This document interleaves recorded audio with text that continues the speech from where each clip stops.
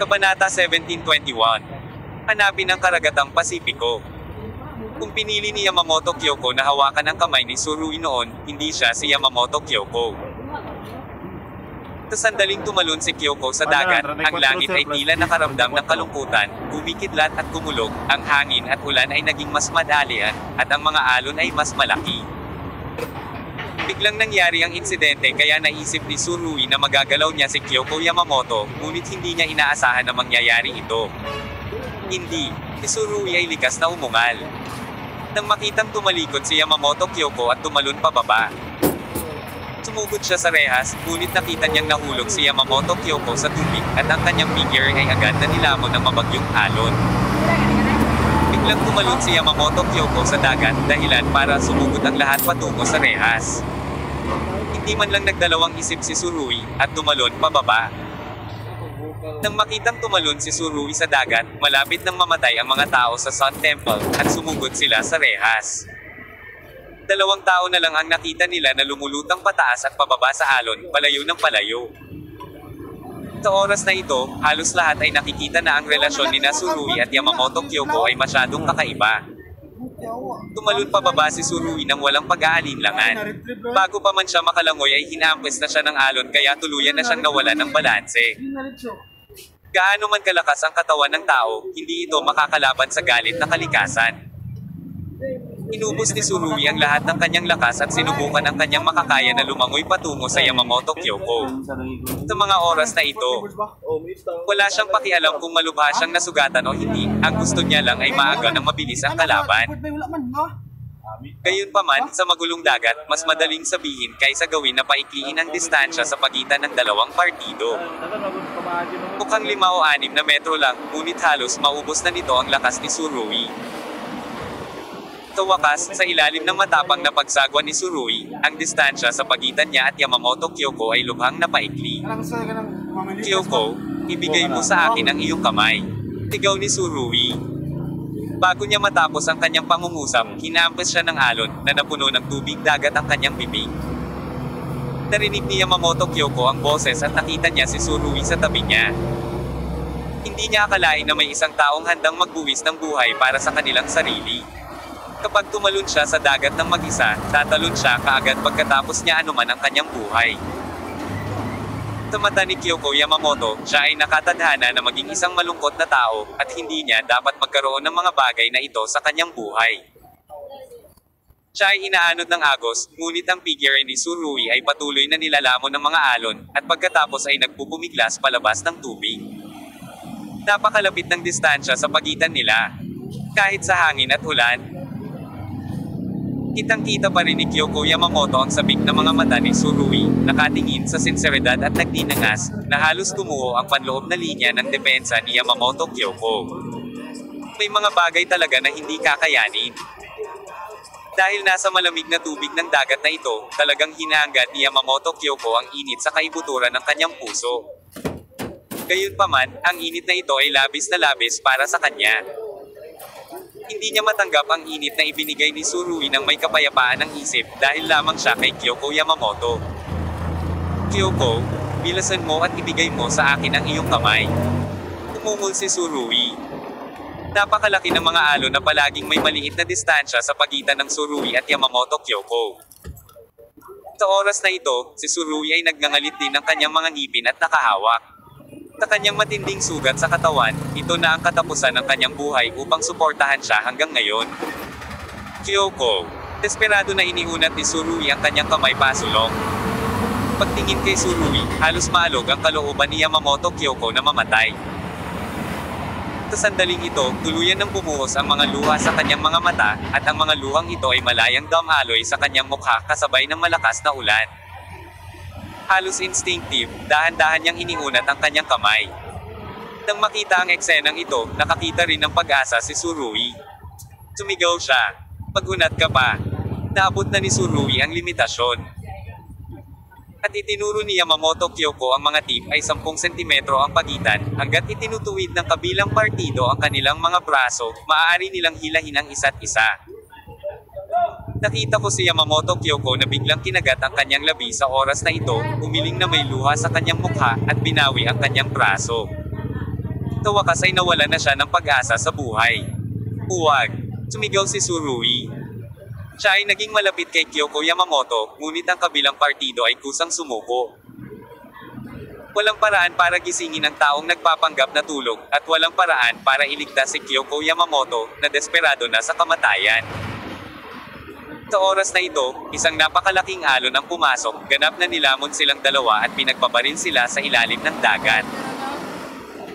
Nang tumagal si Tsurui ng mahigit 10 segundo upang lumangoy muli mula sa tubig, tumingin sa paligid, ang malawak na dagat ay puno ng mga alon, nasaan ang anino ni Yamamoto Kyoko?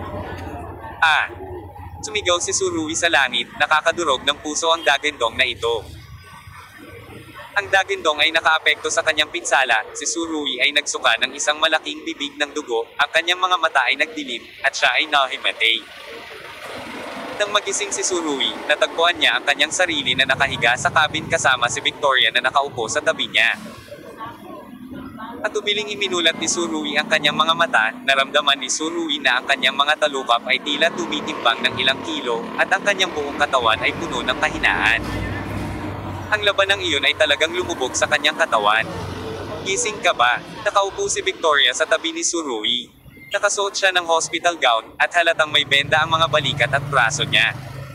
Nasugatan ka rin. Tiningnan ni Tsurui ang puting benda na nakausli sa neckline ni Victoria at hindi niya mapigil ang mapabuntong hininga. Parang panaginip ang lahat. Natatandaan mo pa na may pakialam ka sa akin. Umiling si Victoria at nag-isip tungkol dito. Ngunit hindi pa rin niya sinabi kay Tsurui na siya ay nasugatan ni Yamamoto Kyoko, at nilunok niya ang kanyang mga salita. Huwag kang gumalaw sa ngayon. Nang makitang gustong umupo ni Tsurui, dali-dali siyang huminto. Nasugatan ka ngayon at nagpapatuloy ang lagnat, kaya dapat kang humiga at magpahinga sa kama. Nasaan si Kyoko Yamamoto? Tanong ulit ni Tsurui. Ito ang tanong na higit niyang ikinababahala, bagamat nasa puso na niya ang sagot mula sa kanyang paggising. Nakinig si Victoria at humiling. Iniligtas ka lang namin, ngunit hindi namin siya mahanap. Sa nakalipas na 2 araw, hindi tumitigil ang hangin at alon. Nakoma ako. 2 araw na ba? Ipinagpatuloy mo ba ang paghahanap at pagliligtas? Sabi ni Tsurui, at muli siyang pamatong hininga. Hindi niya nahanap si Kyoko Yamamoto. Which is actually what he expected, but how much he hopped that when he woke up, he could see that woman sitting beside him, kahit malamig ang mukha nito sa kanya Yef. Oo, 2 araw ka nang nakoma. Tinabi ni Victoria. Sa nakalipas na 2 araw, hinayaan din namin ang paghahanap at pagsadyap ng helicopter ni Glensa, ngunit walang nakita. Saan nagpunta si Kyoko Yamamoto? Kumikit si Tsurui at huminga ng malalim. Ito ang katotohanan at ang resulta na hindi niya gustong tanggapin. Desperado si Yamamoto Kyoko sa kamatayan, kahit na siya ay nailigtas, makakahanap siya ng pagkakataong tumalon muli sa dagat. Nang makitang nakapikit si Tsurui, nakaramdam ng pagkabalisa si Victoria, at pagkatapos ay hinawakan ang kamay ni Tsurui. Walang nakitang bangkay, ibig sabihin ay baka buhay pa siya, di ba? Sabi ni Tsurui. Nang sabihin niya ito, tumingin siya sa mga mata ni Victoria, umaasa na ang kabilang partido ay magbibigay sa kanya ng positibong sagot. Oo, bahagyang tumango si Victoria. Ngunit alam nilang dalawa na talagang mahirap mabuhay sa ganoong kalaking bagyo. Kahit na ito ay isang Diyos mahirap para sa isang taong may ganitong antas na iligtas ang kanyang buhay, lalo pa si Kyoko Yamamoto. Ang maliit na survival rate ay niloloko lang ni Tsurui ang kanyang sarili. Ilang helicopter mula sa Palace of the God King ang sumali sa search team, sabi ni Victoria. Binabayaran ba nila ako? Tumisi si Tsurui. Napuno ng gulat ang puso niya. Kakaalis lang ni Kyoko Yamamoto, nawala sa malalawak na alon, at nawala sa kanyang buhay. Mawawala na ba ito ng tuluyan? Hindi payag si Tsurui. Ayaw pumayag. Huwag tanggapin ang kapalaran. Ito ang pinili ni Kyoko Yamamoto. Gusto ni Tsurui na igalang ang kanyang pinili, ngunit ayaw niyang tanggapin ang katotohanan ito. Marahil, kung hindi dahil sa kanyang hitsura, hindi magkakaroon ng ganoong katapusan si Yamamoto Kyoko. Masyadong maraming paghihiwalay ang pinagdaanan ni Tsurui, ngunit hindi pa rin siya nagkakaroon ng malakas na puso, at nagdadalamati pa rin siya sa sakripisyo ng kanyang mga kasamahan. Kung magpapatuloy ang kalsadang ito hanggang sa wakas, ilang tao ang kailangang mamatay. Sa anumang kaso, si Tsurui ang direktang dahilan kung bakit pinili ni Yamamoto Kyoko na tumuntong sa Huangquan Road, at hindi niya mapapatawad ang kanyang sarili. Tumingin si Victoria kay Tsurui na may luha sa kanyang mga mata. Mahigpit niyang pinisil ang kamay ni Tsurui at sinabing, "Kalimutan mo na ang nakaraan, okay?" Umikit si Tsurui at hindi nagsalita. Matingkad sa kanyang isipan ang eksena ni Kyoko Yamamoto na sumusunod sa karamihan, paano ito makakalimutan ni Tsurui? Marahil ito ang pinakamagandang resulta para kay Kyoko Yamamoto, ano sa palagay mo? Sabi ni Victoria sabay buntong hininga. Si Victoria ay isang bystander, nakikita niya ng malinaw na mas mahusay na tapusin ang lahat ng ito ng lubusan kaysa mabuhay sa sakit. Maaari ko lang aliwin ang sarili ko ng ganito. Umiling si Tsurui. Sa tingin ko, kailangan mo talagang manahimik ngayon, o dapat magpahinga ka pa. Tungkol naman sa search and rescue, magpapatuloy kami, sabi ni Victoria. Huminga ng malalim si Tsurui. Bueno, patuloy na maghanap, huwag sumuko kung hindi mo ito mahanap, ang pagkawala ay hindi nangangahulugan ng kamatayan, kahit na hanapin mo ang karagatang Pasipiko. Maghanap sa buong Pasipiko. Kung hindi mo mahanap, huwag sumuko. Ang deadline ay magpakailanman. Ang magaan na pangungusap na ito. Ngunit ginagawang malinaw sa kanya ang determinasyon mabuhay para makakita ng mga tao, mamatay para makakita ng mga bangkay. Kung hindi mo ito mahanap, ibig sabihin ay hindi ka patay. Umaasa si Tsurui, hindi ito ang kanyang wishful thinking. Victoria is deeply tumango siya. Sa sandaling ito, bigla niyang naisip na kung siya ang tumalon sa dagat at nawala, ay troto ba siya tulad ni Kyoko Yamamoto? Sa totoo lang, alam ni Victoria na oo ang sagot. Matatagpuan. Naaaliw na sinabi ni Victoria. Dapat kang magpahinga sandali. Hindi ako nagpapahinga, 2 araw na akong natulog. Walang pag-aatubili na umupo si Tsurui. Tulungan mo ako. Anong ginagawa mo dyan sa labas? Nang makitang hindi na gumagaling si Tsurui, medyo nabahala si Victoria. Mataas pa rin ang lagnat mo. Tulungan mo ako at makita si Taiichiro Yamamoto, hindi siya dapat maging maganda nitong 2 araw. Sa pagsasalita, kumikinang ng maliwanag ang mga mata ni Tsurui. Taiichiro Yamamoto. Kabanata 1722. Nanalo si Takeiro Yamamoto. Makikita ni Tsurui si Taiichiro Yamamoto. Ngunit hindi ba't sumakay si Yamamoto Taiichiro sa skyscraper at umalis? Bakit ito sinasabi ni Tsurui? Tinulungan ni Victoria si Tsurui na tumayo at binuhusan siya ng isang basong tubig. Tingnan mo ang iyong tuyong bibig, pagkatapos ay uminom ng tubig. Nang makita ang pag-aalala ni Victoria para sa kanyang sarili, tumindi ng gusto ang puso ni Tsurui. Salamat, laging nasa tabi ko. Tumingin si Victoria kay Tsurui at bahagyang ngumiti. Ang bulaklak sa bahay ay walang halimuyak ng mga ligaw na bulaklak. Kahit na ang pangungusap na ito ay isang biro, ito ay ngunit ipinahayag niya ang matinding hinanakit sa kanyang puso. Mula sa Tsurui hanggang sa kanluran, si Victoria ay nasa tabi ni Tsurui sa lahat ng oras, nagbibigay ng walang pagsisisi sa daan.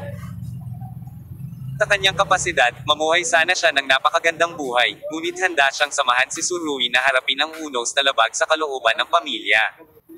Salamat, huling sabi ni Tsurui, at saka huminga ng malalim. Ngayon kailangan pa niya ng maraming oras para mag-adjust mula sa pag-alis ni Yamamoto Kyoko. Bukod dito, kung si Kyoko Yamamoto ay hindi matagpuan sa isang araw, mananatili ang Tsurui ng isang punto ng pag-asa. Si Tsurui ay tinulungan ni Victoria, at nakilala si Xiao Feiho, na nakakita kay Tsurui at bumahing sa kanya. Ano ang ibig sabihin nito? Pinunasan ni Tsurui ang laway sa kanyang mukha. Hindi para iligtas kayong dalawa. Napabuntong hininga si Xiao Feiho. Maraming tao ang nagmadaling tumalon sa dagat, at dahil dito, 5 o 6 sa natitirang grupo ng Yamamoto ang nawawala. Sa dagat, nilalamig din kaming lahat.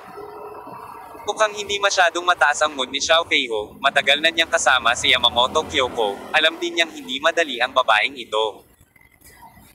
Marahil maraming tao ang magsasabi na siya ay walang awa, ngunit alam ni Xiao Feiho na si Kyoko Yamamoto ay walang ibang pagpipilian kundi ang maging walang awa. Patuloy na maghanap, kung hindi mo mahanap, huwag sumuko. Umiling si Tsurui at sinabing, Lagi sa mama, be. Dahil sa kanyang mga salita, mula ngayon, ay lalaan ng templo ng araw ang malaking bahagi ng kapangyarihan nito sa karagatang Pasipiko. Sa oras na ito, ang Xinhua ay unti-unting bumalik sa normal na kaayusan. Ngunit ang mga bisita ay nasa estado pa rin ng takot at pagkabalisa. Mukhang hindi ito mas mahusay sa mga kamay kaysa sa mga kamay ni Yamamoto Gumi. Sa daan patungo sa isang partikular na cabin, nakasalubong din ni Tsurui ang mga pulang dahon ng Kerehan. Kapal talaga ng nerbiyos ng Oriental photo actress na ito, at nakabathrobe pa ito at gumagala-gala sa cabin sa iba't ibang palapag. Nang makita si Tsurui, biglang lumiwanag ang kanyang mga mata, at pagkatapos ay tila may iniisip siya, isang bahagyang takot ang sumilay, at pagkatapos ay isang makapal na pamumula ang lumitaw sa kanyang mukha. Wala sa mood si Tsurui na manligaw sa aktres na ito sa oras na ito. At hindi niya isinasapuso ang abnormal na pagbabagong emosyonal ng kabilang partido. Sumulyap siya sa kanya, at naghelo, at naglakad patungo sa pasilyo na puno ng mga butas ng bala. Dumating sa isang cabin, kung saan nakatira noon si Yamamoto Taiichiro. Bumukas ang pinto, at bumungad sa harap ni Tsurui ang isang lalaking nakaitim na roba. Master, napakaganda ng ginawa mo. Si Tsurui ay likas na humakbang pasulong ng 2 hakbang. Na gustong bigyan ng high five ang kabilang partido, ngunit ang kanyang katawan ay hindi pa ganap na nakabawi, ang kanyang mga paa ay nanghihina, at siya ay muntik ng mahulog. Tingnan mo ang itsura mo. Umiling ang strategist at hindi pumunta para alalayan si Tsurui.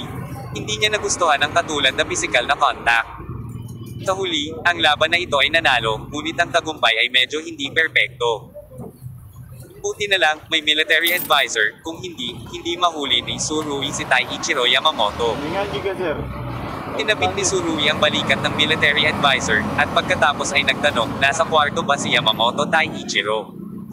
Tumango ang military advisor. Naglakad si Tsurui patungo sa inner bedroom at nakita niya si Taiichiro Yamamoto na nakaupo sa kama. Ito rin ang tunay na Yamamoto Taiichiro. Oo. Natatakot akong hindi pa alam ng mga tao sa Yunxiao na ang Taiichiro Yamamoto na inalis nila ay talagang stand-in lang. Ang totoong Yamamoto Taiichiro ay iniwan ng military advisor sa kwartong ito. At lahat ng ito ay ginawa sa ilalim ng pagbabantay ng lahat ng mga pangunahing miyembro ng grupong Yamamoto. Ginawa ito nang walang nakakaalam nito. At isang strategist lamang ang makakakumpleto ng gayong obra maestra. Kamusta? Sabi ni Tsurui. Sa oras na ito, nakaupo si Yamamoto Taiichiro sa kama habang nakakross ang mga tuhod. Sina Xiao Ziyang at Wang Ziyao ay may hawak na baril sa magkabilang gilid, pinapanood siyang mapagbantay. Gayunpaman, ang dalawa sa kanila ay paminsan-minsan ay bumahing. Tila sabay silang tumalon sa dagat noong araw na iyon, at nilalamig silang lahat. Kumikit si Yamamoto Taiichiro at hindi sumagot. Kung may iba man, natatakot ako na wala ako sa mood na kausapin si Tsurui. Sana mapatay ko siya. Sa nakalipas na 2 araw, ang matandang ito ay hindi kumakain o umiinom, at hindi siya umimik. Mukhang mag-hunger strike siya, sabi ni Wang Ziyao. Sumingit din si Xiao Zihang. Sasabihin ko lang, bigyan mo siya ng kawalang awa. Anyway, magaling ako dito. Hanggat gumagamit ako ng pagpapahirap, walang bibig na hindi ko kayang ibuka. Galit na pinandilatan siya ni Tsurui. Itikom mo ang iyong bibig, walang magtuturing sa iyo na pipi. Sa wakas ay dahan-daang iminulat ni Yamamoto Taiichiro ang kanyang mga mata at tumingin sa binata sa kanyang harapan. Halos buong buhay niya ay umaasenso siya na parang bumabasag na kawayan.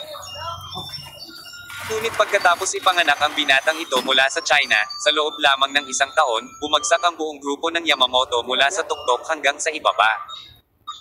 Ito ay isang bagay na hindi kayang gawin ng maraming tao, ngunit nagawa na ito ni Tsurui. Si Yamamoto Taiichiro ay hindi kumbinsido, ngunit ang katotohanan ay nagsasalita para sa sarili nito. Lumabas kayong lahat, manatili ang mga tagapayo ng militar, sabi ni Tsurui. Dahil sa sobrang hina niya, umupo siya sa sofa sa tabi ng kama at nakatayo sa tabi niya ang military advisor. Matalim na tiningnan ni Victoria ang opisyal ng militar na nasa tabi niya, ang mga mata nito ay may maraming komplikadong kahulugan, at lumabas siya nang walang sinasabi. Sa oras na ito, 3 na lang ang natitira sa silid, at biglang bumahing ang military advisor. Ang pagbahin ay lumabas sa electron-ikong paraan at napakalakas ng tunog. Tumalon ka rin sa dagat. Hindi maiwasang magtanong ni Tsurui. Tila ito ay isang karaniwang sipon na kumalat sa lahat. Hindi sumagot ang advisor. Sa oras na ito, tinitigan ni Yamamoto Taiichiro si Tsurui at dahan-daang nagsalita. Mayroon kang mabuting katulong. Ang katulong na ito ay natural na tumutukoy sa dibisyon ng militar. Malinaw, si Taiichiro Yamamoto ay hindi kumbinsido kay Tsurui, ngunit tila pinahahalagahan niya ang tagapayo ng militar. Minsan sinabi ni Zeus na ang may commander ang mananalo sa mundo, sa tingin ko tama siya. Sumang-ayon din si Tsurui sa pahayag na ito. Kakaiba ang strategist. Kung walang military advisor, si Yamamoto Taiichiro sana ay sumakay sa Sky. Sa pag-iisip tungkol sa lahat ng nangyari noon, naramdaman din ni Yamamoto Taiichiro na mayroong maraming unreality. Masyadong hindi inaasahan ng bigla ang pagbabagong iyon. Akala ko napakalakas ng frontal attack ng Sun Temple, pero sinong mag-aakala na ang military division ay naghabi na ng malaking lambat, naghihintay na siya ay mag-drill dito. Hayaang bumalik ang panahon sa nakalipas na 2 araw. Sa oras na iyon, sa suporta ni Son Gawei, tumalon si Tsurui ng mataas mula sa kubyerta. Gustong patayin si Taiichiro Yamamoto ng malapitan. Kung hindi man ay mabilis na nag-react si Old Yamamoto at hinaila ang kanyang kamay pababa para harangan ang granada. Natatakot ako na siya ay pinatay ni Tsurui sa oras na iyon. Ito mismo ang insentibo na si Yamamoto Kyoko ay sumugod upang magmakaawa kay Yamamoto Taiichiro na bumalik sa silid. Pagkatapos ng lahat, ang cabin ng Yamamoto Taiichiro ay na-remodel, napakatibay, at ito ang pinakaligtas na lugar sa buong Shinhua. Gayunpaman, hindi alam ng matandang Yamamoto na nang bumalik siya sa cabin, nagsimula ang tunay na bangungot. Nang bumalik si Yamamoto Taiichiro sa silid, nalaman niyang isang malaking grupo ng mga miyembro ng pamilya ang nakaupo sa silid. Tinimulan nilang pilitin si Yamamoto Taiichiro sa palasyo, sa pagtatangkang mapababa si Yamamoto Kyoko sa pwesto. Dito, sumang-ayon si Yamamoto Takeiro, ngunit wala siya sa magandang kalagayan at gusto niyang pumasok sa silid upang hugasan ang kanyang mukha at huminahon. Noong panahong iyon, si Yamamoto Miyaha ang sumama kay Yamamoto Taiichiro. Bukod dito, isinara din niya ang pinto ng lounge smoothly.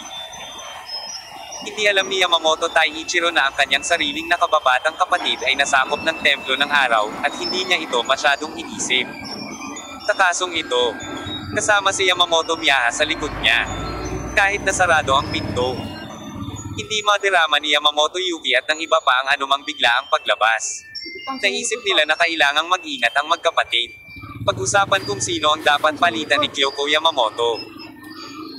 Ang isang grupo ng mga pangunahing miyembro ng pamilyang Yamamoto sa labas ay hindi alam na pagkatapos na pumasok sa pinto ang kanilang matanda, nalaman niyang may isang taong kamukhang kamukha niya. Ito ang kanyang stand-in. Alaga. Sa oras na ito, lumitaw ang tagapayo ng militar sa likuran niya. Matagal na siyang naghihintay sa kwarto ni Taiichiro Yamamoto. At nang lumabas si Taiichiro Yamamoto sa kwarto, stand-in na siya. Sa oras na iyon, si Yamamoto Miyaha ay kasama ng kapatid. At walang sino man ang nagdududa sa kanya. Maging si Yamamoto Yaseng ay hindi namalaya na ang kanyang ama ay nakaayos sa ilalim ng kanyang ilong nang hindi nalalaman. Ginamit ni Tsurui si Yamamoto Yishoi upang maglaro ng Civet Cat for the Prince, bago kay Guro Leo, ngunit sa pagkakataong ito, ang military division ay halatang mas teknikal at mas mapanganib. Sa totoo lang, sobrang kinakabahan ang stand-in noon. Pero walang mag-iisip tungkol dito. Pagkatapos ng lahat, kakaunti lamang ang nakakaalam tungkol sa stand-in, at ang naruroon ay si Yusei Yamamoto. Pagkatapos ng pagkakaroon ng, ang iba pang mga tao ay hindi maiisip ang antas na ito. Sa makatuwid, pinabagsak ng strategist si Taiichiro Yamamoto ng halos walang laban. Pagdating sa taktika, wala na talagang mas madulas pa sa isang military strategist. Isipin, kung si Taiichiro Yamamoto talaga ang sumakay sa Sky, paano niya mapapanood ang kanyang anak na si Kyoko Yamamoto na namatay sa Shinhua? Paanong posible na pagkasakay niya sa Yunshaw ay agad siyang pumasok sa cabin? Kung pag-iisipan mong mabuti, makikita mo na nang pumasok si Kyoko Yamamoto sa cabin upang ipaalam sa lahat na lumikas. Si Taiichiro Yamamoto ay nanatiling tahimik o nagkusa upang maiwasan ang mga mata ni Kyoko Yamamoto. Ito ay hindi isang normal na Yamamoto. Ano ang dapat gawin ni Taiichiro?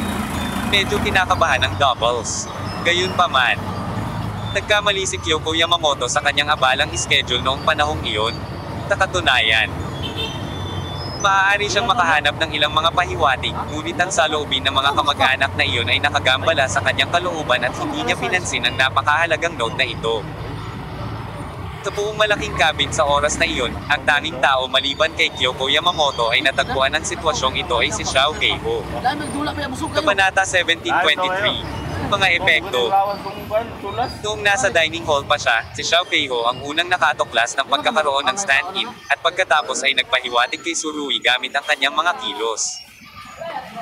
Alam niya na kung sa wakas ay itulak ni Yamamoto Kyoko ang stand-in out, ang lahat ng mga aksyon ng Sun Temple ay magiging walang kabuluhan. Kaya, nang makipag-ugnayan ang tagapayo ng militar kay Xiao Keiho sa ilang paraan, agad na sinabi ni Xiao Keiho sa tagapayo ng militar ang mahalagang impormasyong ito. Sa makatuwid, ito ang susunod na eksena. Ang tagapayo ng militar ay naghukay ng malaking butas para kay Yamamoto Taiichiro, naghihintay para sa kanya na tumalon dito. Sa hukay na ito, hindi sinasadyang pinalitan ng tagapayo ng militar si Taiichiro Yamamoto. Sa oras na iyon, sa silid tulugan ng cabin, si Yamamoto Taiichiro ay pumasok lamang ng ilang minuto upang magpalit ng isang piraso ng damit.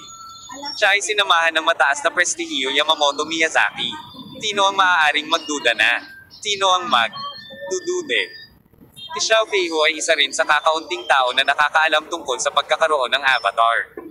Sa oras na ito, alam na niya ang mga banayad na pagkakaiba sa pagitan ng avatar at ng tunay na katawan. Noong panahong iyon, mayroon siyang communicator, ngunit walang paraan para sabihin kay Tsurui ang balita. Dahil si Yamamoto Taiichiro ay kontrolado ng strategist.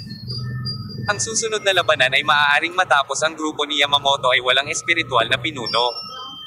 At ang lakas ng labanan ay lubos na naubos. Sa kasong ito, kahit na ito ay upang ibalik si Yamamoto Yaseng at ang iba pa, at hindi sila makahanap ng napakaraming alon. Mula ngayon, ang malaking gang na ito sa Eastern Chapter ay tuluyang mahuhulog mula sa altar. Higit pa rito, babalikan siya ni Yamamoto Miyagi sa kanyang mga kwalifikasyon at karanasan. Si Yamamoto Yaseng ay walang kalaban-laban, at ang sira-sirang koponan ng Yamamoto ay malaon o huli ay mahuhulog sa mga kamay ni Yamamoto Miyaha.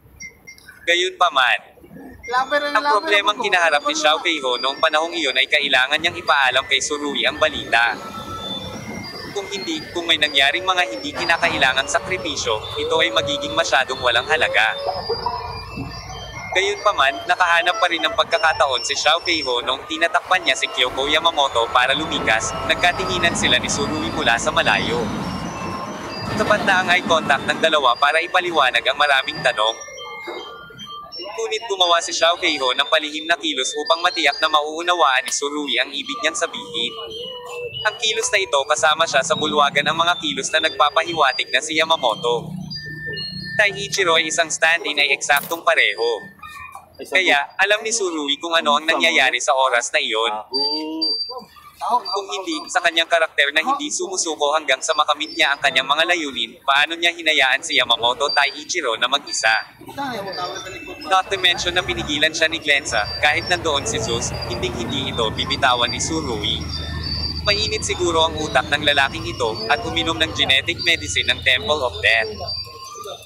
Dahil mismo sa huling babala ni Xiao Keiho kaya tinalikuran ni Tsurui ang ideya ng pagkamatay ng isda at pagkasira ng lambat. Habang pinapatay ang koponan ng Yamamoto sa pinakamataas na lawak. Pinalitan din niya si Taiichiro Yamamoto sa ilalim ng ilong ng mga pangunahing miyembro ng pamilyang Yamamoto. Maliban sa nag-iiwan ng kaunting panghihinayang kay Yamamoto Kyoko. Ang tagumpay na ito ay hindi mayaman. Ang dibisyon ng militar at ang Tsurui ay palaging nakikipaglaban sa dalawang larangan, isa sa dilim at ang isa sa liwanag. Halos talunin ng dalawa si Yamamoto Gumi. Iilan lang ang mga tao na pumatay sa peak power ng Yamamoto Gumi at maging ang buong toyo. Sa sandaling malaman ng iba ang ganitong proseso ng pakikipagtulungan, sino ang hindi masisiyahan? Ang katapangan ni Tsurui at ang sabuatan ng tagapayo ay pinagsama, sino pa ang makakapidyo nito? Walang makakapidyo nito. Sa oras na iyon, ipinasa lang ni Xiao Beiho ang balita ng stand-in sa strategist. Ang hakbang na ito ng strategist ay katumbas ng paglalakad ng mahigpit na lubat. Kung may bahagyang aksidente, siya ay kukumkuban ng mga pangunahing miyembro ng pamilya Yamamoto. Sa ilalim ng presyon ng kabiguan o tagumpay, ang strategist ay gumanap ng isang perpektong papel, at matagumpay na gumanap ng isang kwento ng pagpapalit ayon sa pansamantalang binagong script. Lampas ito sa inaasahan ni Tsurui, pati na rin sa grupo ni Yamamoto. Siyempre, ang mga pangunahing miyembro ng grupong Yamamoto ay hindi pa rin lubos na nakakaalam sa sitwasyong ito. Mula nang mapunta siya sa Sky, nagkukulong si Taiichiro Yamamoto sa kwarto, at iniisip ng lahat na siya ang I was in a bad mood, kaya hindi ako nag-abala. Hindi rin alam ni Glenson ng Palace of Gods and Kings, kahit naharangin niya ito, hindi namamalayang pinigil pa rin ng Temple of the Sun si Yamada Ichiro. Akala ni Glenson ay inilagay niya ang matandang Yamamoto sa bangka. Ito ay naging isang pag-aaksaya ng oras. Kahit na may ilang uri ng pakikitungo sa pagitan ni Nasus at Yamamoto Taiichiro, kapag naunawaan ng hari ng mga Diyos, huli na ang lahat. Pagamat ang balitang ito ay magugulat sa mundo, parehong nagpasya si Tsurui at ang military advisor sa kabanata na hindi nila ibabahagi ang balita. Ang kombinasyon ng dalawang espada ng Sun Temple ay muling ganap na nakumpleto ang halos imposibleng gawain. Maging mula sa sinaunang panahon hanggang sa kasalukuyan, mula sa silangan hanggang kanluran, ito ay tiyak na isang halimbawa kung paano nadaig ng mahina ang malakas. Sa pagtingin sa 2 taong nakatayo sa kanyang harapan, ang mga mata ni Yamamoto Taiichiro ay unti-unting naging maulap at lumabo. Sa wakas ay alam na niya kung bakit nagtagumpay ang templo ng araw. Kapag nagsanib puwersa ang 2 taong tulad nito, maaga o huli, tatayo na ang mundo. Patayin mo ako, sabi ni Yamamoto Taiichiro. Ang pangungusap na ito ay halos ang tanging kahilingan na maaari niyang gawin ngayon. Dahil hindi siya kumakain nitong nakaraang 2 araw, paus at hindi kaaya-aya ang boses niya na hindi komportable sa tenga. Palibhas ay binabantayan ni Gemini, hindi siya mabubuhay o mamatay, at tiyak na hindi siya mapapanood ng Sun Temple na mamatay. Hanggang sa hindi maubos ang pinakamalaking halaga ng Yamamoto Taiichiro, ang pinakamalaking bayani ng silangan ay palaging kontrolado ng Sun Temple. Hindi ka pa maaaring mamatay, sabi ng sarhento.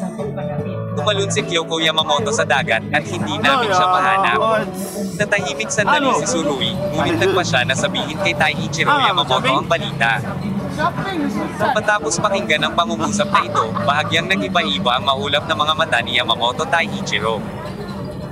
Imposibleng manatiling walang malasakit ang sinumang ama matapos marinig ang balita ng pagkamatay ng kanyang anak.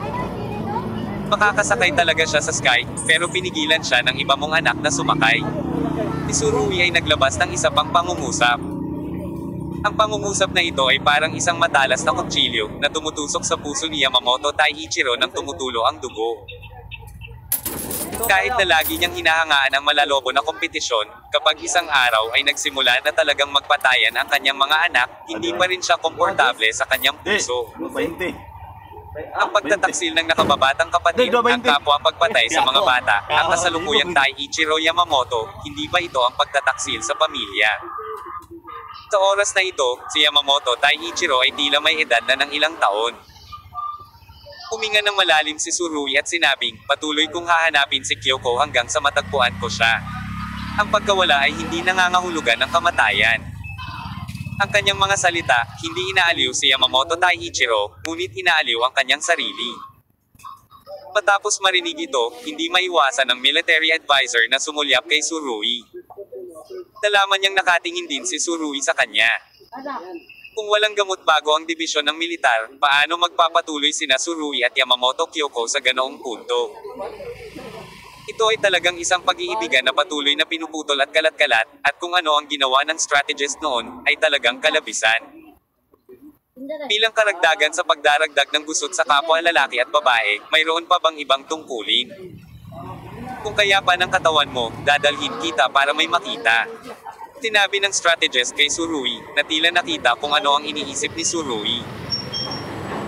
Lumabas ang dalawa sa silid ni Taiichiro Yamamoto at naramdaman ang simoy ng hanging dagat mula sa koridor, at hindi napigilan ng opisyal ng militar na bumahing.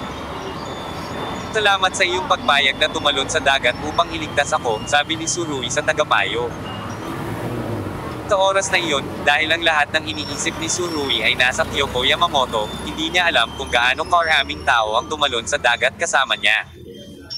Hindi natin kailangang mag-usap ng ganoon sa pagitan natin. Huminto sandali ang strategist, at pagkatapos ay nagsabi. Sa susunod na kailangan mong maging walang ingat, mangyaring sabihin sa akin, at hahayaan kong iba ang gumawa nito para sa iyo. Panipi. Medyo nahihiya si Tsurui. Alam niya na sinisisi ng strategist ang kanyang sarili sa labis na pakikipagsapalaran. Tinabi ng strategist, kailangan mong isaalang-alang ang pangkalahatang sitwasyon. Kung may mangyari sa iyo, ang araw ay ano ang tungkol sa templo. Sa susunod, sapat na para sa akin na ayusin na may darating at iligtas sila. Dibisyon ng militar. Tumingin si Tsurui sa kanyang pinakamalapit na kaibigan at sinabing, kung mahulog ka sa dagat, sino ang tutulong sa akin na ayusin ang isang taong magliligtas sa iyo? Sa pagkakataong ito, hindi na nagsalita ang strategist. Si Tsurui ay ganong tao, hindi siya magbabago. Para sa mga pinapahalagahan niya, wala siyang gagawin. Ano ang pinapatingin mo sa akin? Medyo mahina pa rin ang katawan ni Tsurui, at umuubo siya ng 2 beses paminsan-minsan. Hindi agad siya sinagot ng sarhento, ngunit sinabi. Sa totoo lang, napakalubhanan ng iyong pinsala bago tumalon sa dagat. Kung hindi ito ang gamot na ibinigay sa iyo ni Mr. Sangaway, natatakot ako na ang iyong buhay ay nasa panganib ngayon, ngunit ang gamot na iyon ay may kaunting side effect. Dito, hindi na nagsalita ang advisor ng militar.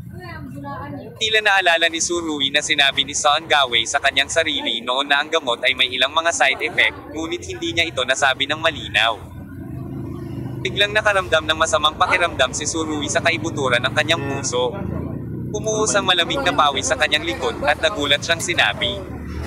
Ano ang nangyayari? Itong uri ng quick-acting healing medicine. Kung gusto nitong gumana ng mabilis, 100% ay magkakaroon ng side effects. Gayunpaman, ang iyong mga side effect ay walang anuman, maliban sa aphrodisiac yang, at hindi ito nakakasira ng labis na paggana ng katawan. Malumanay na sabi ng military division. Oh, mabuti naman. Pamantong hininga si Tsurui, pagkatapos ay agad na nag-react, nanlaki ang kanyang mga mata. Ano ang sinabi mo? Malakas yang. Ang side effect ng gamot na ito ay ginagawa kang mas matibay sa ilang aspeto. At, kung uminom ka ng isang bote ng sabay-sabay, kahit na nakoma ka, mataas pa rin ang isang partikular na posisyon, at pareho pa rin ito. Pagkatapos ng ilang oras, nag-alala kami na ikaw ay necrotic, muntik ka ng matanggalan. Dissection. Matapos marinig ito, nakaramdam si Tsurui ng lamig sa kanyang pandiya. Paano mo nalutas ito mamaya? Mahirap na tanong ni Tsurui. Natatakot ako na baka sumabog ka at mamatay, kaya sa wakas ay nag-imbita ako ng isang babae para tumulong. Sa kabutihang palad, nalutas niya ang iyong problema, sabi ng strategist. Sino ito? Talagang hindi nakaimik si Tsurui nang marinig niya ang mga salitang, death by explosion, mula sa military advisor. Kabanata 1724. Buhay mo ang desisyon ko. Gusto talagang malaman ni Tsurui kung sino ang tumulong sa kanya na malutas ang problema. Sa hindi malamang dahilan, likas niyang naisip ang matabang babae na kasama ni Xiao Ziyang noon. Ito ang Toyo photo actress na kakakilala mo lang, sabi ng strategist. Mga pulang dahon sa kerehan. Pawis na pawis si Tsurui. Oo, siya iyon. Tinabi ng strategist. Ang mga tao ay magaganda rin at may napakagandang figure. After spending an afternoon with you, mas mura para sa iyo. Mas mura sa akin. Ano? Wala naman akong alam. Ang interes ni Tsurui ay hindi masyadong mataas. Marinig na ang ganitong uri ng bagay ay maaaring mangyari kahit na siya ay nasa koma. At ang target ay ang Diyosa at Diyosa sa puso ng maraming Chinese na teenager, hindi ko alam kung ito ay ang umiyak o tumawa. Kung kumalat ang balitang ito, si Tsurui ay tinatayang nahak hanggang sa mamatay ng mga otekes ng China. Hindi katakataka, kapag nakilala niya ang mga pulang dahon ng kerehan kalahating oras na ang nakalipas, ang kabilang partido ay magpapakita ng hindi maintindihan na pagbabago sa emosyon. Sir. Kung may oras ka, anyayahan ang mga tao na kumain ng masarap. Ang mga side effect na mayroon ka sa oras na iyon ay talagang kakilakilabot. Mapaglarong sabi ng strategist. Isang mahabang buntong hininga ang pinakawalan ni Tsurugi. Ang racecourse na si Hangay ay halatang gustong akitin siya noon pa.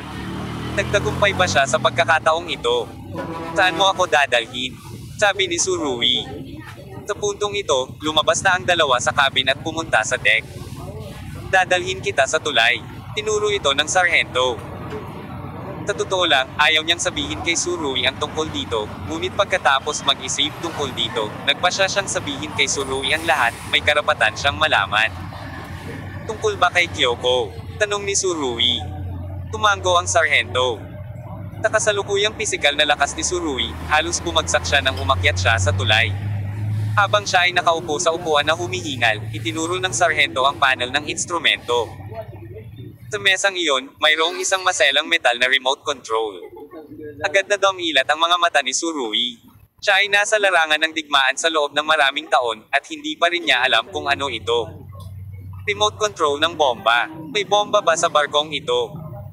Matapos itong mapagtanto, hindi napigilan ni Tsurugi na mapabuntong hininga. Tumango ang sarhento. Ang bombang ito ay inayos ni Kyoko Yamamoto. Tanong ulit ni Tsurugi. Tinabi ng strategist. Oo, si Kyoko Yamamoto ang namamahala sa lahat ng mga pagbabago sa Xinhua na ito, at ang iba pang mga miyembro ng koponan ni Yamamoto ay hindi maaaring mamagitan. May bomba talaga. Para kay Tsurugi, nakakagulat talaga ang balitang ito. Noong panahong iyon, bagamat ginamit niya ang dahilan ng pag-hangout. Pumunta siya maraming lugar sa Xinhua, ngunit hindi siya makapasok sa maraming mahahalagang posisyon, kaya hindi niya nalaman na naglagay ng bomba si Yamamoto Kyoko sa barkong ito. Maaari niyang sirain ang barkong ito, ngunit hindi niya, sabi ng strategist. Naipaliwanag na ng remote control sa harap niya ang lahat. Iniwan ni Yamamoto Kyoko ang remote control sa walang laman na tulay bago umatras sa kalangitan. Hindi niya ito dinala. Sa oras na iyon, hindi alam ni Kyoko Yamamoto na hindi siya nakasakay sa Sky, at kahit na sumakay siya sa barko dahil wala siyang remote control, hindi niya ito mapasabog. Oo. So, muntik na kaming mawala ng buhay. Medyo nag-alala si Tsurugi. Nahanap mo na ba ang mga bombang iyon? Nahanap ko, at nasira. Tinabi ng strategist. Nagdala ako ng isang lalaki na kilala ko sa loob ng maraming taon, ang kanyang pangalan ay Levine, siya ay anak sa labas ni Laban. Illegitimate child ni Levine. May bakas ng ningning ang mga mata ni Tsurugi. Ang Levine na sinasabi mo ay ang dalubhasa na dalubhasa sa mga bomba sa United States. Sa larangang ito, walang kapantay ang mga nagawa ni Levine. Bagamat hindi masyadong motivated si Lavery. Hindi mahina ang kanyang talento sa larangang ito. Siya ay isang mahusay na manlalaro sa paggawa ng bomba at demolisyon ng bomba. Ito ay lumabas na ang lahat ng mga bombang ito ay nawasak ng maaga ng tagapayo ng militar. Tinanong din ni Lavery noong panahong iyon ang tagapayo ng militar kung interesado siya sa isa pang layer ng kanyang pagkakakilanlan. At agad itong itinanggi ng tagapayo ng militar. Magsisinungaling din daw ang mga military advisor. Sa pamamagitan ng mga tagapayo ng militar doon, wala nang pag-aalala, makatitiyak si Tsurugi at matapang na lumaban sa harapan. Umiling si Tsurugi. Si Yamamoto Kyoko kaya ay gustong mamatay kasama natin, at pagkatapos ay pinindot ang remote control, ngunit hindi ito sumabog. Tinanggihan ng strategist ang kanyang ideya. Ginawa ito ni Lavery ng palihim. Ngunit sinira lamang ang sistema ng pag-trigger. At lahat ng iba ay nanatiling pareho. Kung hindi para sa isang profesional na magsuri. Imposibleng makahanap ng mga pahiwatig, hindi pa banggitin ito ang remote control ay bago at hindi nagpapakita ng mga palatandaan ng pag-trigger. Bagong remote control. Ito ay nagpapakita na si Kyoko Yamamoto ay walang intensyon na magpasabog. Hindi niya ito pinasabog, na nagpapakita na si Kyoko Yamamoto ay hindi pa baliw. Siguro, nagmamalasakit siya sa mga celebrity sa Xinhua. Pamaantong hininga si Tsurugi. Sa nakalipas na ilang minuto, niloloko ni Tsurugi ang kanyang sarili. Sa katunayan, nasa puso niya ang sagot, ngunit patuloy siyang naghahanap ng mga dahilan para tanggihan ang sagot. Siguro nag-aalala siya sa iyo at natatakot na mapatay ka rin. Matagal nang nakita ng strategist ang lakas sa labas ng bansa ni Tsurugi. At pagkatapos niyang magsalita, tumalikod siya at naglakad palabas ng tulay.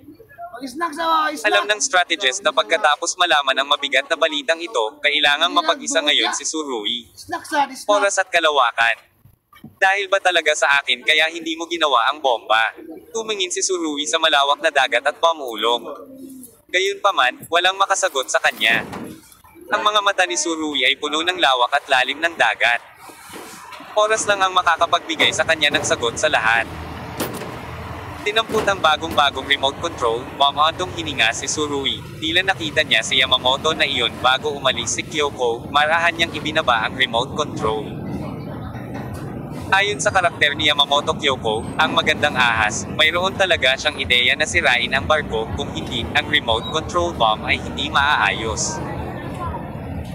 Gayunpaman, sa huli, sumuko man siya dahil kay Tsurugi o dahil hindi sumabog ang mga celebrity, ang pagbabagong ito ng ugali ay malamang na naimpluwensyahan ni Tsurugi.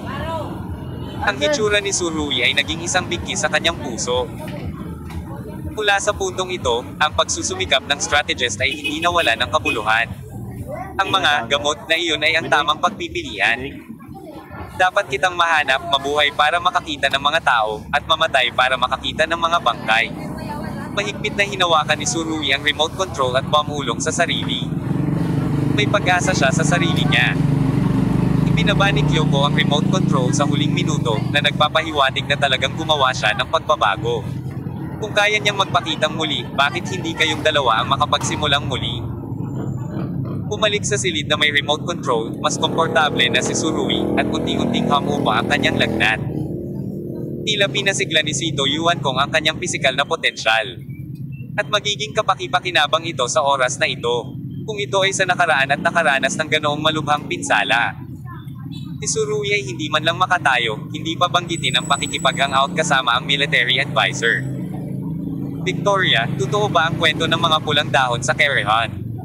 Tanong ni Tsurugi pagkabalik niya sa kwarto. Biglang nagpakita ng mapaglarong tingin si Victoria. Panginoon, noong kasama ko, hindi kita nakita ng ganoon katagal, kahit na nakahiga ka pa, ngunit mabilis ang mga binti ng oriental na aktres, napagod ako. Si Tsurugi ay may itim na linya sa kanyang mukha. Bakit hindi ka tumulong? Sabi ni Tsurugi. Dahil nasaktan ako. Seryosong sinabi ni Victoria. At saka, hindi ako komportable sa mga araw na ito. Nakakaabala ka, nahihirapang sabi ni Tsurugi. Okay, paniniwalaan ko ang iyong dahilan sa ngayon. Mas gusto niya talagang paniwalaan na si Victoria ay natutuwa sa gilid. Naisip ni Tsurugi na hindi niya maiinom ang gamot ni Son Gawei sa hinaharap, gaano man kaganda ang epekto nito. Pagkatapos tulungan ka ng Oriental female star na malutas ang mga side effect. Dinala pa rin namin siya sa isang stretcher. Seryoso, kailangan mo talagang magpasalamat sa iba. Ganoon din ang sinabi ni Victoria at ng military advisor ko. Magpapahinga ako at pagkatapos ay pupuntahan ko ang mga sugatan. Hindi nagpatuloy si Tsurugi sa paksang ito. Okay, importante ang katawan mo, sabi ni Victoria, at humiga din siya sa isa pang kama sa cabin ni Tsurugi. Dumating na sa panahong ito, at hindi maiiwasan ng Platinum Warriors ang pagdududa. Nang muling magising si Tsurugi, makalipas ang ilang oras, naramdaman niyang humupa na ang kanyang lagnat at gumaling ang kanyang pisikal na lakas. Mayroon bang balita tungkol sa paghahanap at pagsadrip? Tanong niya sa isang pangungusap. Matagal nang nagising si Victoria, umiling siya. Walang balita, pupunta pa rin. Sa paglipas ng panahon, posibleng iligtas ang Kyoko Yamamoto sex na lumiliit. Matapos itong marinig ni Tsurugi, unti-unting lumubog ang kanyang puso. Dapat ay inaasahan na niya ang resultang ito. Huwag kang susuko. Huminga ng malalim si Tsurugi at sinabi. Sa kanyang pananaw, walang makakapidyaw sa kanya. Sa oras na ito, may kumatok sa pinto, at siguro Leo iyon. Nang makita si Tsurugi, halos maiyak siya. Tinulungan ni Tsurugi siguro Leo na mahanap ang kanyang ina at iniligtas siya sa sandali ng buhay at kamatayan. Ang lalaking ito ay nag-iwan ng hindi maalis na impresyon sa kanyang puso kamakailan. Siguro Leo ay hindi nasugatan, ngunit sinampal ng ilang beses ni Yamamoto Kyoko, at ang kanyang mga pisngi ay namamagana. Noong una ay gusto niyang sugurin si Tsurugi, ngunit nang makita ang maputlang mukha ng kabilang partido, huminto muli siguro Leo. Pinunasan niya ang kanyang mga luha at sinabing, Isurui, pasensya na, kasalanan ko ang lahat. Kung hindi ko ginawa ang sarili kong bagay at nagpumilit na pumunta sa Dongyang, hindi mo rin gagawin. Napabuntong hininga si Surui, kinawayan niya ang kanyang kamay. Hindi mo kasalanan. Sa totoo lang, hindi talaga kasalanan ni Guro Leo. Kahit na hindi pumunta si Guro Leo sa Dongyang. Tiyak na pupunta si Yamamoto Kyoko sa Huaxia upang mahuli ang ilang taong may kaugnayan kay Surui. Oo, si Guro Leo lang ang kapos-palad na napili. Gayunpaman, habang sinasabi ito ni Surui, mas nakaramdam si Guro Leo na nagkasala. Sa anumang kaso, nang hilahin na ni Kyoko Yamamoto ang gatilyo ng pistola, si Surui ang nagbigay sa kanyang kabanata ng pangalawang buhay. Lagi niyang tatandaan ang sandaling iyon. Ikikinig ako sa iyo mula ngayon, at hindi na ako magiging matigas pa muli. Umupo si Guro Leo sa tabi ng kama at hinawakan ang kamay ni Surui. Ginagawa niya ito nang hindi sinasadya, ngunit si Victoria, na nasa gilid, ay umubo ng ilang beses. May iba pa rito, mangyaring bigyang pansin ang epekto. Pasensya na. Tinabi ito ni Guro Leo sa kanya lang napagtanto ang kanyang kalokohan, ang kanyang magandang mukha ay namula, at binawi niya ang kanyang kamay. Hayaan akong ipakilala, ang kanyang pangalan ay Victoria, siya ay mula sa UK, at siya ay aking mabuting kaibigan, sabi ni Surui. Palagi niya akong ipinakilala sa labas ng mundo. Kumiti si Victoria at tumingin kay Guro Leo, pagkatapos ay lumakad sa gilid ni Surui at umupo. Sa privado, ako talaga ang babae niya. Kabanata 1725. Hayaan ang sama ng loob. Privately, babae ako sa kanya. Hindi inaasahan ni Surui na ganito ang pagpapakilala ni Victoria, na ikinahiya niya at namula ang mukha. Malinaw na naramdaman ni Guro Leo ang puot ni Victoria. At naramdaman din niya na ang mga mata ng magandang babaeng ito ay palaging nakatitig sa kanyang dibdib nang hindi sinasadya, kaya alam niya kung ano ang pakialam ng kabilang partido. Masyadong mabigat ang paghahambing ng mga babae. Kumiti si Guro Leo at sinabi, Miss Victoria, masyado kang nag-iisip, ako ang kasamahan ni Surui, hindi ang kanyang babae. Pagkatapos ay magiliw niyang iniabot si Victoria. Kailangan kong sabihin na napakatalino ng pagganap ni Guro Leo. Nang makita ito, tila naramdaman ni Victoria ang paghampas ng bulak sa isang kamao, at ang kabilang partido ay tumanggi na tanggapin ang paglipat. Kamusta? Galit na iniunat ni Victoria ang kanyang kamay at nakipagkamay kay Guro Leo. Kung ganoon ay lalabas muna ako. Sinabi ni Guro Leo kay Surui, kapag bumalik ako sa Huaxia, maaari ba kitang i-treat sa isang pagkain upang ipahayag ang aking pasasalamat? Siyempre kaya ko, kumiti si Surui. Nakuha ni Guro Leo ang eksaktong sagot ni Surui at umalis na may kagalakan sa kanyang puso. Pagkaalis ni Guro Leo, umupo si Victoria sa tabi ni Surui at sinabing may malalim na kahulugan. Napakalakas ng dibdib na ito. Ako at siya ay ordinaryong magkaibigan. Si Surui ay umubo ng 2 beses at sinabi, ikaw at ang bawat babae ay nanggaling sa mga ordinaryong kaibigan na tulad nito.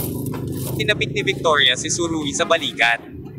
Patuloy lang sa pag-ubo si Surui para pagtakpan ang kanyang kahihiyan. Sa totoo lang, ayaw na niyang mag-develop pa kay Guro Leo. But then again, ilang beses na ba siyang napaatras? Ang pangalan ni Su Xiaoxiu ay tiyak na walang batayan. Sa sandaling ito, itinulak ni Zhou Xianwei ang pinto at pumasok. Hindi man lang siya kumatok, ngunit nang makita niya ang itsura ng 2 tao na nagkakabit sa kanilang mga balikat, dali-dali niyang tinakpan ang kanyang mga mata. Oops, pasensya na, wala akong nakita. Tigaw ni Zhou Xianwei, ngunit hindi niya sinasadyang huminto. Okay, itigil mo na ang pagpapanggap. Galit na sinabi ni Surui. Anong ginagawa mo? Pupuntahan mo ba si Junko Jiuyang? Tinabi ni Zhou Xianwei. Ang kanyang pinsala ay mas mabuti, at siya ay ganap na wala sa panganib. Si Surui ay halatang nag-alinlangan sandali. Nakakalungkot na hindi ko mahanap ang kanyang kapatid. Sa buong mundo. Natatakot ako na si Kyoko Yamamoto lang ang nakakaalam kung nasaan ang nakababatang kapatid ni Junko Jiuyang.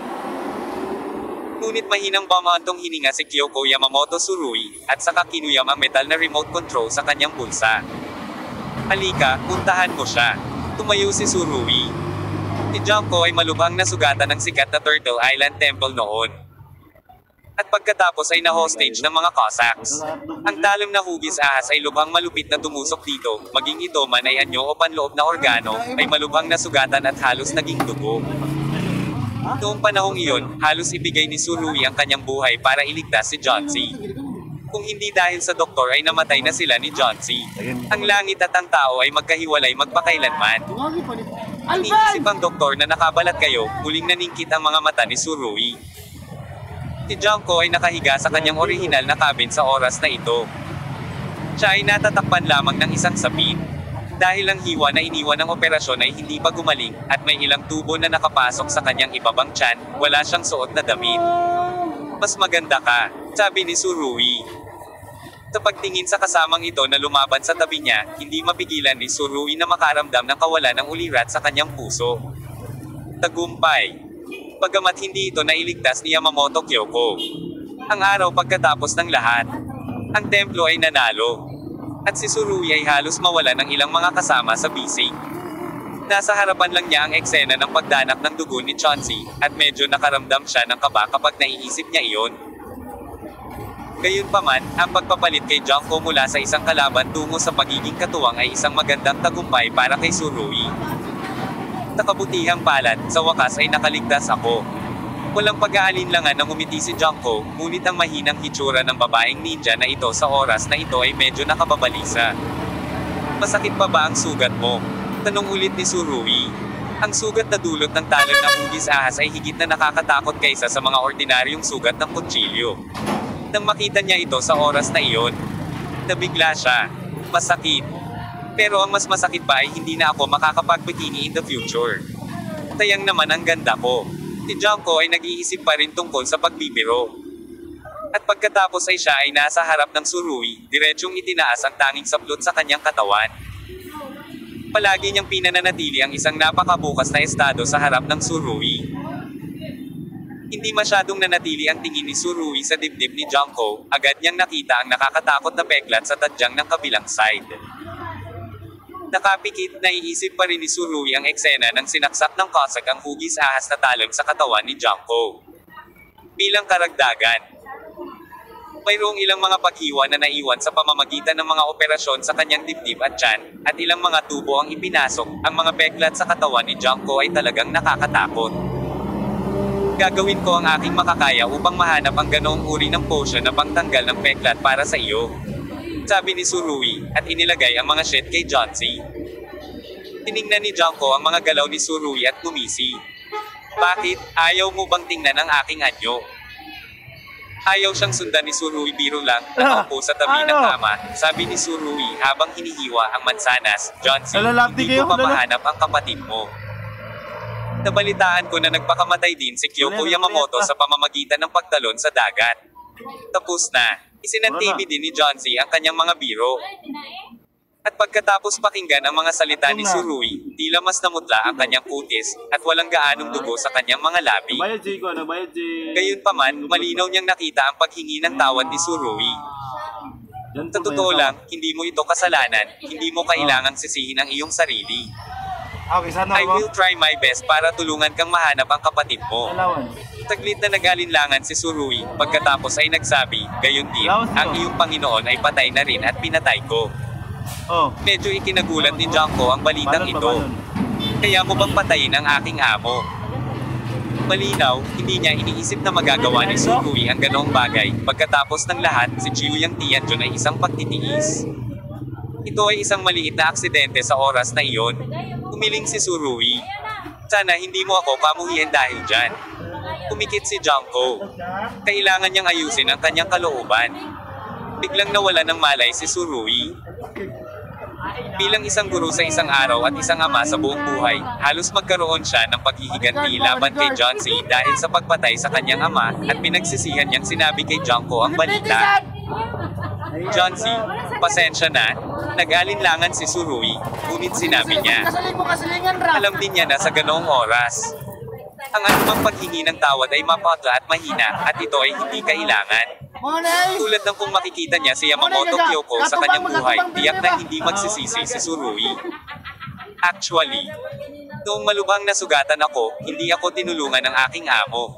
Na-realize ko na hindi na ako isa sa mga masters. Alam ni Junko na sa mata ni Master, ang kanyang mga aksyon ay nagtaksil kay Toyo. Gayunpaman, kasama ang kanyang Panginoon sa isang panig at ang kanyang matagal nang nawawalang kapatid sa kabilang banda. Kahit na sino ang piliin ni Junko sa huli, hindi niya masasabing ipagkanulo niya ang isa, siya ay tapat sa kanyang puso. Nang makitang bahagyang gumagalaw ang mga pilikmata ni Junko, alam ni Surui na tiyak na nahihirapan siya sa sandaling ito. Ito ang kasama niyang lumaban ng magkatabi. Nang makita siyang ganito, hindi maganda ang mood ni Surui. Inunat niya ang kamay niya at hinawakan ang kamay ni Junko. Si Junko ay hindi na natiling walang pakialam at binawi ang kanyang kamay. Ito ang pinakamagandang tugon kay Surui. Sumali sa templo ng araw. Biglang sabi ni Surui. Bumalik man si Junko kay Toyo, wala siyang matitigan. Sa kasong ito, ang pagsali sa Sun Temple ay ang kanyang pinakamahusay na pagpipilian. Gayunpaman, ipinikit ni Junko ang kanyang mga mata at umiling. Mukhang itinuturing din akong talento at maaari mong imbitahan. Maghihintay ako sa iyong sagot, hanggat tumatango ka, ang araw ay laging bukas sa iyo ang pintuan ng templo, sabi ni Surui. Tumanggi ako, walang pagdadalawang isip na tanggi ni Junko. Sa madilim na mundo, nagkukusa ang mga Diyos na magpadala ng mga imbitasyon, at kakaunti ang tumatanggi. Bakit? Nagtatakang tanong ni Surui. Nag-aalala siya na baka laging may sagabal si Johnsy sa puso niya na hindi niya makayanan. Napakasimple. Pagkatapos sumali sa Sun Temple, tayo ay naging mga superior at subordinate. Kung hindi tayo sasali, I think we can still be friends. Pinuksan ni Junko ang kanyang mga mata. Siya ay may malakas na kakayahan upang ayusin ang kanyang mga damdamin. Ang pangungusap na ito ay nagpapakita rin na siya ay nagsusumikap na palayain ang mga hinaing na mayroon siya kay Surui. Naglagay din si Surui ng malaking bato sa kanyang puso. Umiti siya. Johnsy, salamat, at handa kang tretuhin ako bilang isang kaibigan. Ang lahat ng ito ay isang paninindigan. Ang problema, hindi kita masisisi. Naunawaan ni Junko ang mood ni Surui.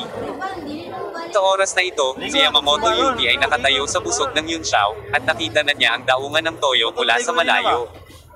Sa wakas bumalik, naisip ni Yamamoto Yaseng ang lahat ng nangyari sa Shinhua noon. At nakadama pa rin siya ng kaunting takot. Karaniwang hindi siya nakatulog ng maayos sa nakalipas na 2 araw. Si Kyoko ay isang bagay na sa nakaraan. At pinilit ni Yamamoto Yaseng ang sarili na huwag isipin ito. Gumamit daw ng binocular ang ilan sa kanyang mga nasasakupan para makita si Kyoko na tumatalon sa dagat. Sa pag-iisip nito, ang puso ni Yamamoto Yaseng ay napuno ng gulat at siya ay ganap na nakontrol. Itigil ang iyong sariling mga iniisip. Gayunpaman, bagamat mabigat ang kanyang puso, hindi nito pinipigilan ang kanyang tinatawag na pamilya na magbunyi. Sa loob ng higit sa 2 araw, ang Sky Cloud ay naging isang lugar ng kamatayan para sa mga taong ito. Hindi man lang sila nalulungkot sa pagkahulog ni Yamamoto Kyoko sa dagat. Pero parang may gaganaping celebration party, uminom at kumanta araw-araw. Ito ba ay isang pagdiriwang ng aking sariling kamatayan? Si Yamamoto ay hindi kailanman lumahok sa mga aktibidad na ito, at nakaramdam siya ng hindi komportable tungkol dito. Sa napakaraming lalaking patay. Hindi ko alam kung gaano kahirap ang gawaing muling pagtatayo sa hinaharap. Sa ilalim ng panloob at panlabas na mga problema, ang mga taong ito ay nasa mood pa ring uminom. Nagkukulong pa rin ba ang tatay mo sa kwarto? Sa oras na ito, kumakbang si Miyamoto Yamamoto at nagtanong. Umiling si Yamamoto Yamamoto. Tito, gusto kong hilingin sa iyo na hikayatin siyang muli. Okay, pupuntahan ko siya ulit. Napabuntong hininga si Yamamoto Miyaha. Lumingon sa direksyon na hindi nakikita ni Yamamoto, puno ng liwanag ang kanyang mga mata.